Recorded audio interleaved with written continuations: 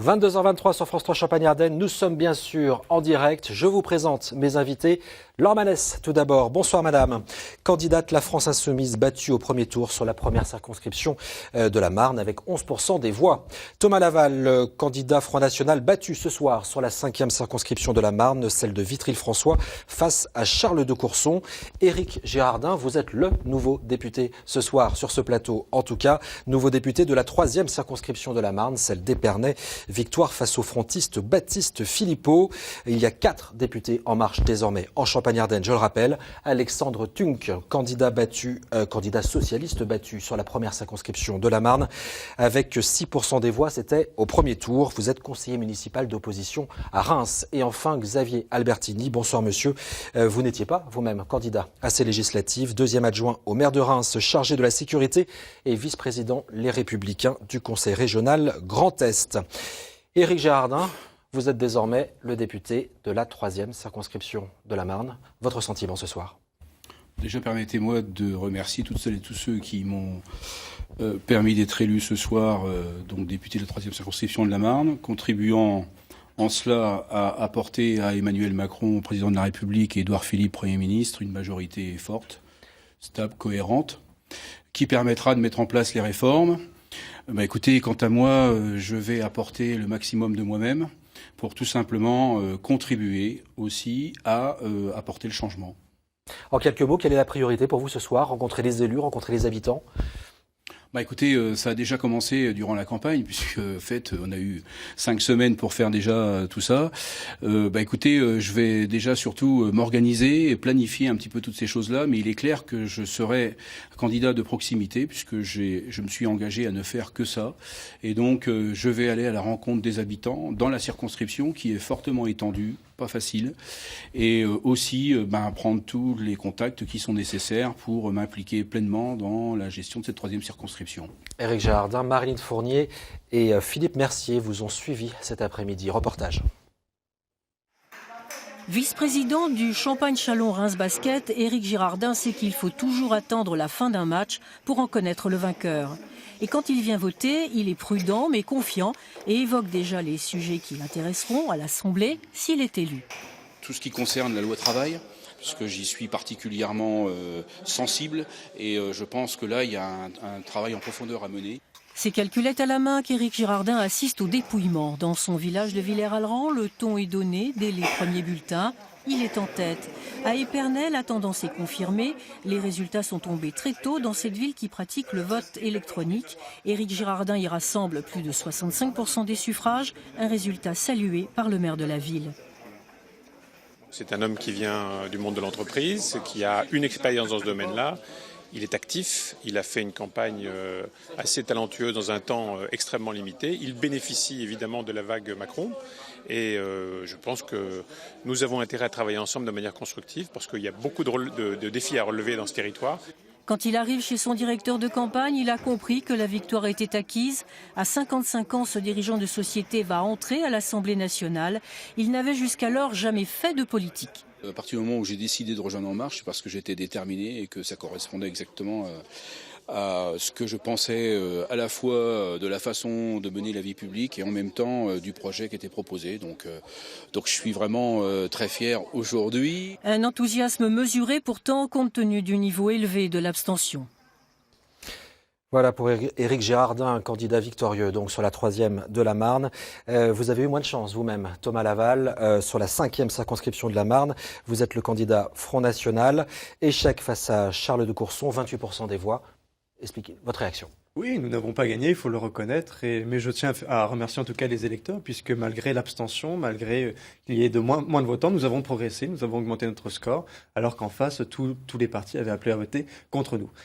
Il n'y a pas que dans cette circonscription d'ailleurs, puisque nous augmentons aussi énormément dans la 3e circonscription, puisque Baptiste Philippot fait 40%, énormément également dans la 4e, où nous faisons 35%, et au niveau national, nous passons finalement de 2 députés à une dizaine, je crois, alors que voilà, auparavant, nous n'avions que 2 députés. Donc c'est aussi une belle progression, ça témoigne de l'enracinement du Front National. Nous n'avons pas obtenu un nombre suffisant de députés, parce que moi je veux en tout cas qu'il y ait beaucoup de députés patriotes. Vous aviez 6 députés, 6 candidats en ce second tour.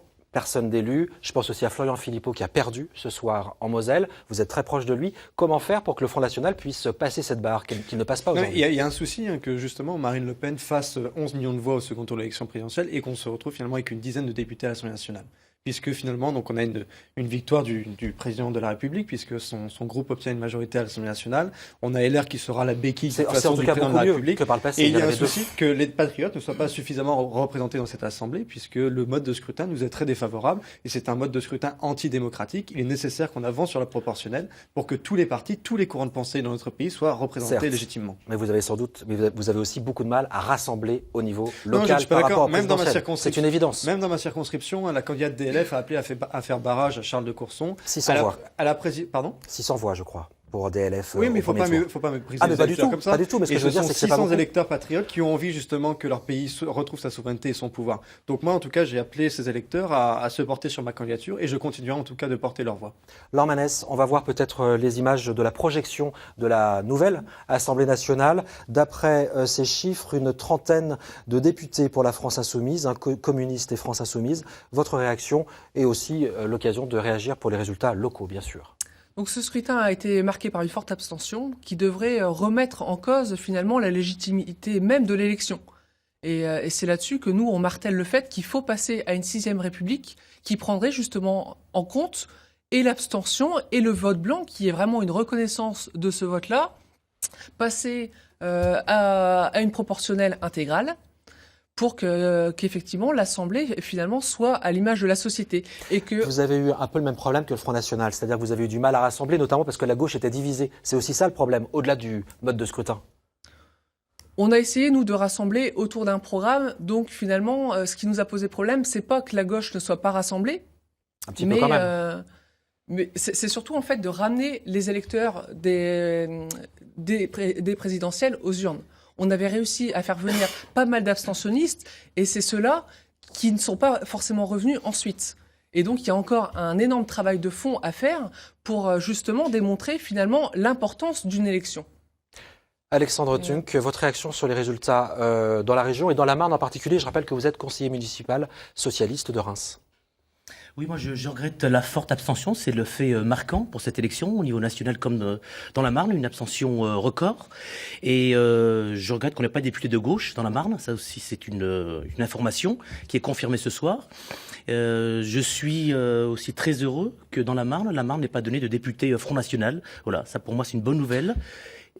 Et je regrette, voilà, mais les électeurs sont souverains et la Marne peut être fière de ne pas avoir de député Front National d'extrême droite. Mais je regrette par ailleurs au niveau national la progression du Front National qui passe de 2 à 8 élus ce soir. Et concernant la victoire de Valérie Beauvais face à Gérard Chemla, vous avez un avis ? Écoutez, il y a une forte abstention et je crois que l'électorat de gauche, ça reste...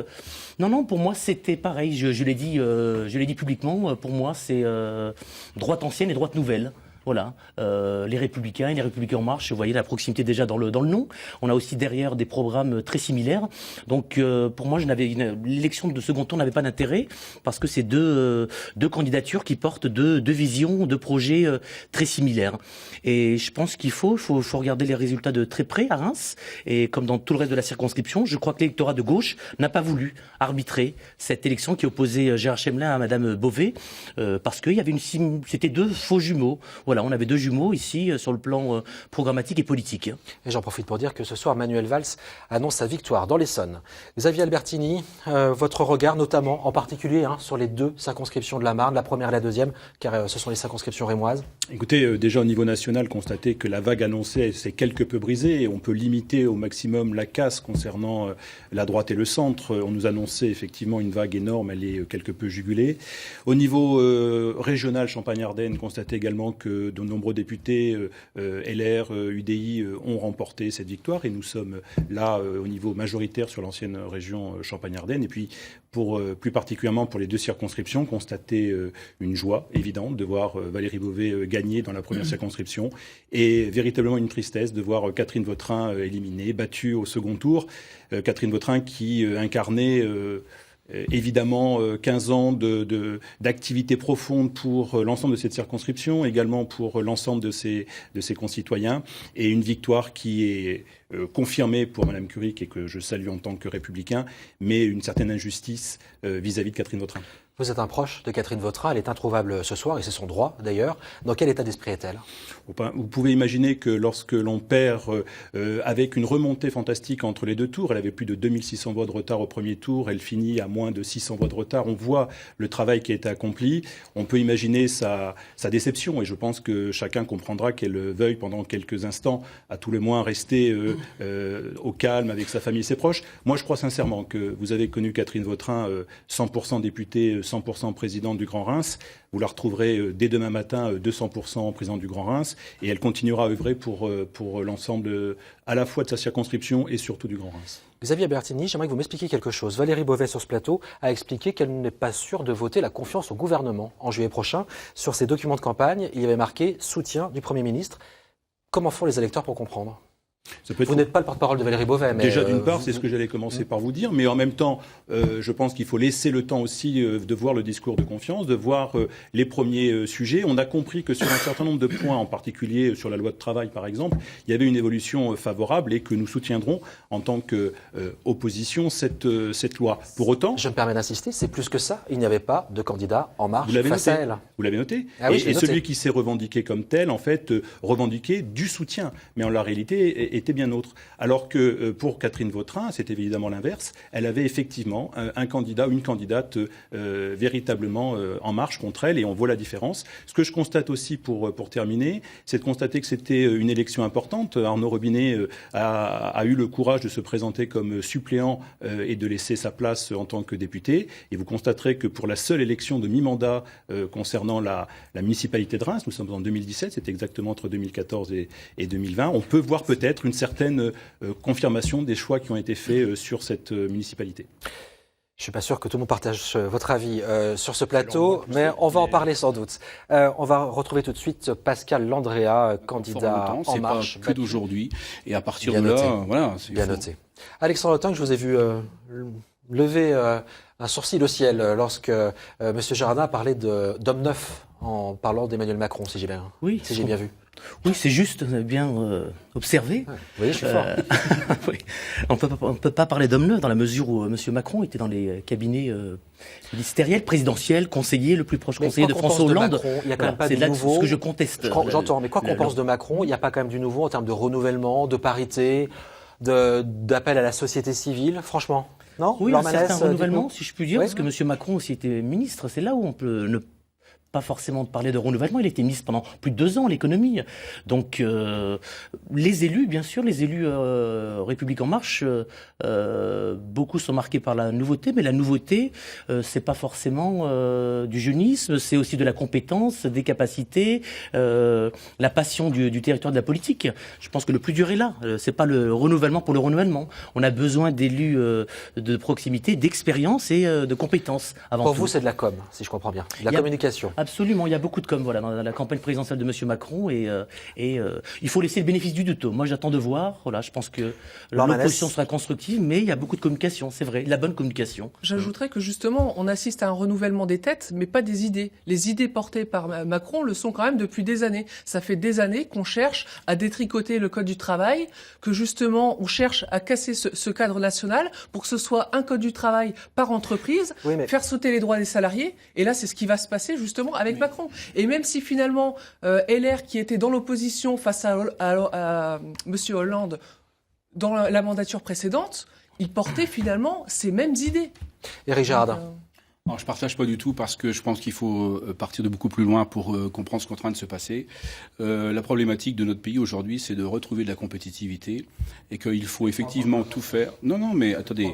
Mais oui, mais il y a 30 ans, moi, je fais pas 30 ans que je fais de la politique, je viens d'entrer en politique. Et donc, si je suis rentré en politique, attendez, laisse-moi parler, s'il vous plaît. Voilà. Donc, je pense qu'aujourd'hui, nous avons besoin de nous retrouver dans une économie compétitive qui offre de la croissance à l'entreprise et qui permette de mieux protéger ceux qui vivent effectivement de leur emploi. Et donc, en cassant les droits des salariés. Mais pas en cassant les droits des salariés, en redonnant des droits nouveaux, autrement fabriqués.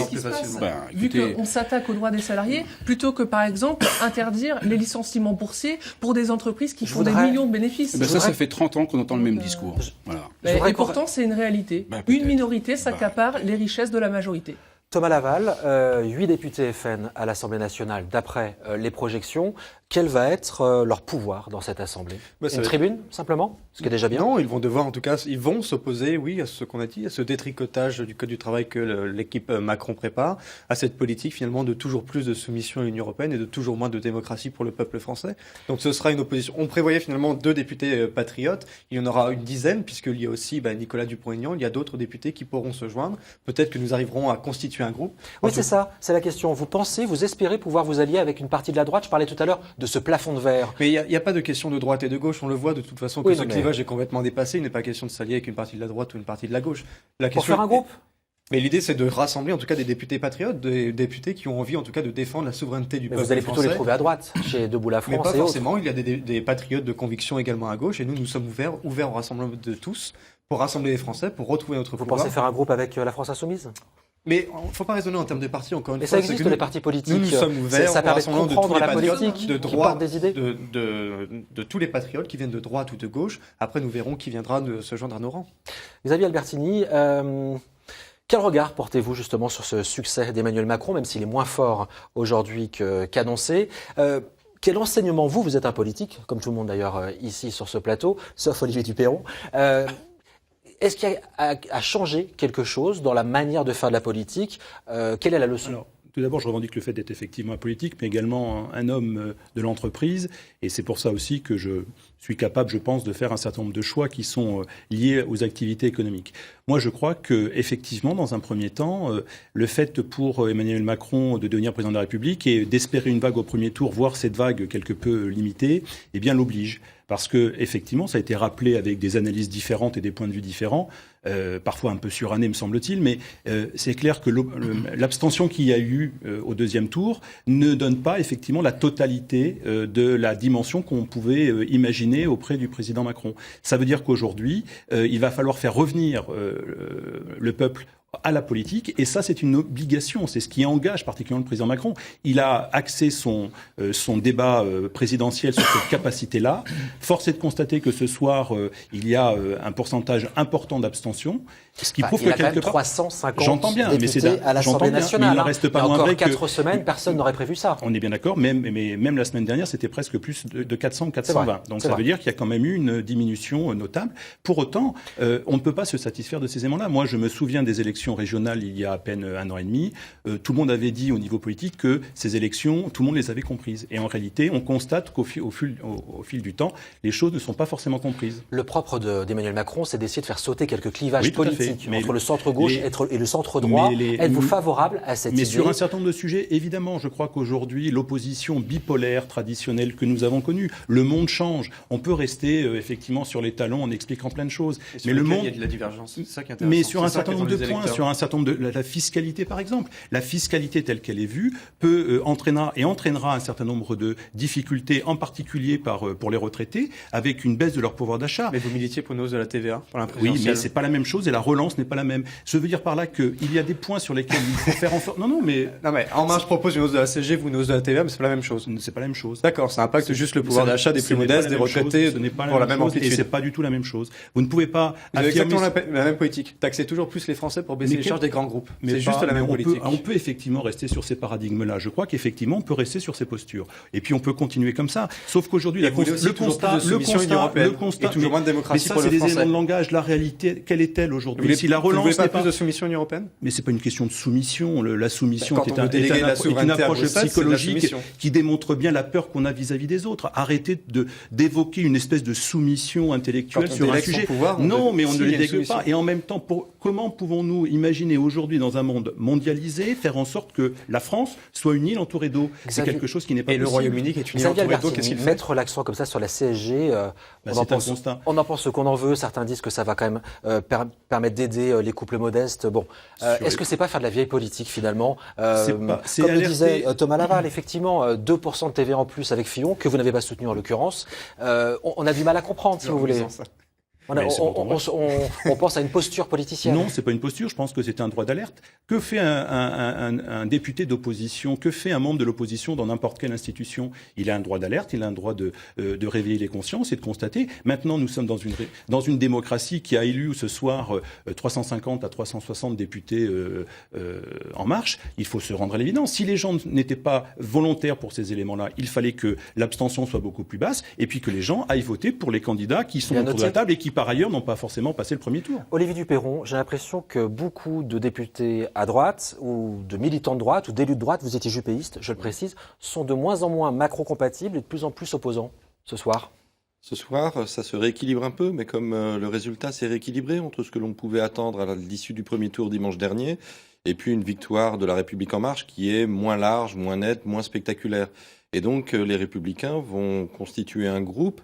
Disons pour prendre une image qu'on imaginait la noyade et les Républicains gardent la tête en dehors de l'eau. Et donc il va falloir trouver une nouvelle posture, une stratégie, une attitude à avoir vis-à-vis d'un gouvernement qui est dirigé par Édouard Philippe, issu des Républicains, proche d'Alain Juppé et très proche d'un grand nombre d'élus républicains. Donc là, il va y avoir quelques ajustements à trouver de ce côté-là. Ces résultats meilleurs que prévus pour les Républicains, 120 sièges environ, est-ce que ça peut changer quelque chose quant à une éventuelle scission du groupe ? Alors ça ne se jouera pas sur le nombre de députés, ça va se jouer sur justement l'attitude du président de la République et du Premier ministre dans les jours qui viennent. Est-ce qu'ils vont proposer par exemple une nouvelle ouverture au sein du gouvernement, quelques ministres en plus? Comment vont se positionner les députés au moment de voter la confiance? Est-ce qu'ils voteront ou pas la confiance à Édouard Philippe? Les débats au sein du parti, au sein des Républicains, qui vont être très vifs évidemment. La campagne législative a reporté de quelques jours une explication qui de toute façon, après cette année 2017, il faut se souvenir qu'à la fin de 2016, on promettait tout aux Républicains. Et là, aujourd'hui, on est en train de dire que 120... ça n'est pas une défaite aussi importante alors qu'ils perdent 60 à 70 députés à l'Assemblée. Donc voilà, tout ça est quand même très relatif. Et puis, en dehors même des mécanismes des partis, à moyen terme, quel sera le degré de popularité de l'action du président de la République et du gouvernement? Est-ce que socialement, cela va bien se passer ou moins bien se passer? Et si assez rapidement, on a un gouvernement qui rentre dans la difficulté, les Républicains pourront se retrouver dans une posture d'opposition.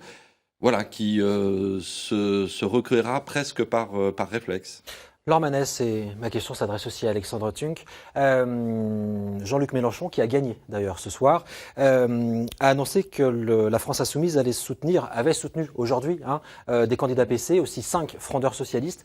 Il ne fallait pas plutôt le faire la semaine dernière pour, par exemple, sauver Christophe Léonard dans les Ardennes? La France Insoumise est un mouvement, donc il est finalement ouvert à tout le monde.